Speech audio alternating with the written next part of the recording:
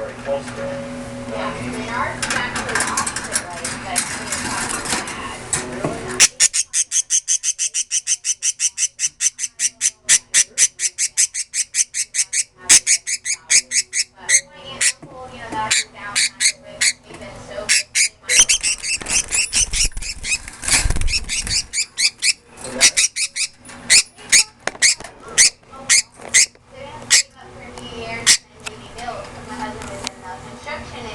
the level of stress for young people today is way different than when I was Callie's age. I was having fun playing sports and doing the best I could in school. I wasn't working or taking on the same abilities that these kids are. this is me, my husband, and that's our baby.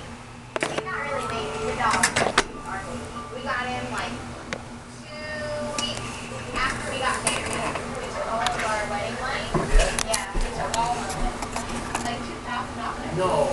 Yeah, they get really expensive. And then people are probably gonna like get a full-size Beagle. So you want another one? Yeah.